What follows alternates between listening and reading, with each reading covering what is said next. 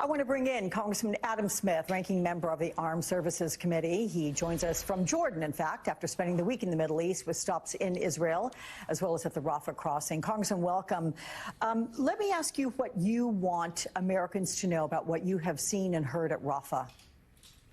Well, a couple of things. I mean, first of all, there is an urgent need to get more humanitarian assistance into Gaza. And the Biden administration in particular has been working with everybody involved to do that, to open up the corridors, to pressure Israel to open up more corridors. And crucially, as I think you reported a little while ago, working on getting a peace agreement to get a ceasefire in exchange basically for the release of the hostages. That continues to be a significant issue.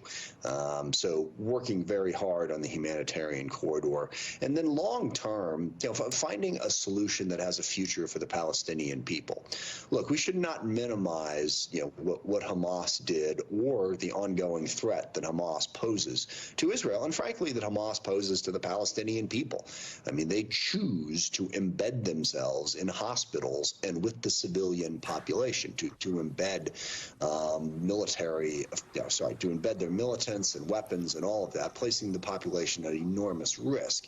So there's got to be a future going forward for the Palestinian people. Israel needs to recognize that. We were in Israel yesterday, and actually the Knesset did vote to recognize that negotiations for some sort of self-governance for the Palestinian people should go forward. They emphasized they didn't want it imposed upon them from the outside, but they've got to work forward on that, and they've got to open up more humanitarian aid. When we were at the Rafah crossing, there was considerable frustration about the arbitrary way in which Israeli officials seem to be blocking certain aid from getting into Gaza. So I understand you also met with the Prime Minister, Netanyahu. What did you hear from him, and any concerns do you share with what transpired during your conversation? What did you want to share with him? One of these things we heard from everybody in Israel that we met yesterday is, the world, they really feel like the world doesn't appreciate what October 7th meant to them. That it basically, I mean, they set up Israel after the Holocaust because they were going to have a place where they could be safe. After being driven out of country after country over the course of hundreds of years, culminating, of course, in the horror of the Holocaust, they had a place where they could feel safe. And after October 7th, they don't. They don't feel safe. They see the threat, and they have reacted very emotionally to that, but also from a straightforward way to say, look, Hamas is this incredible threat. Something has to be done to reduce that threat.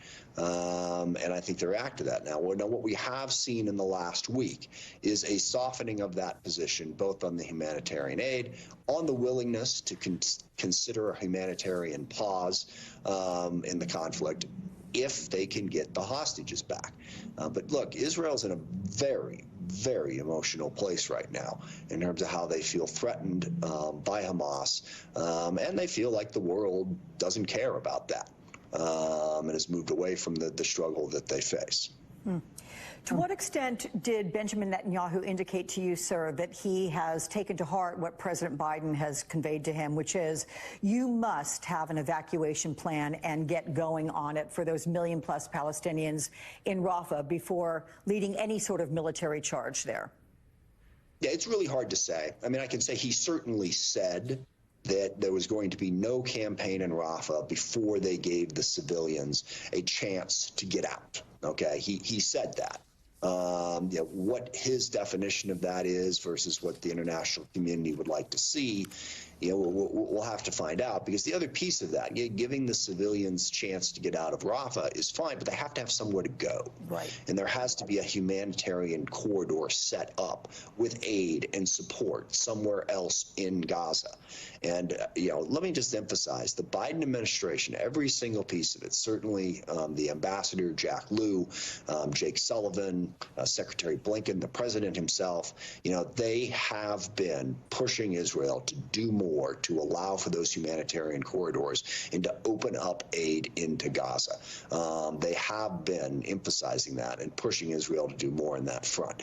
But, we will see going forward. The hope and what we're really striving for right now is, and I know everyone wants a permanent ceasefire, but a temporary ceasefire could at least give an opportunity for a better humanitarian aid system to get into Gaza, could give civilians a better chance to be protected.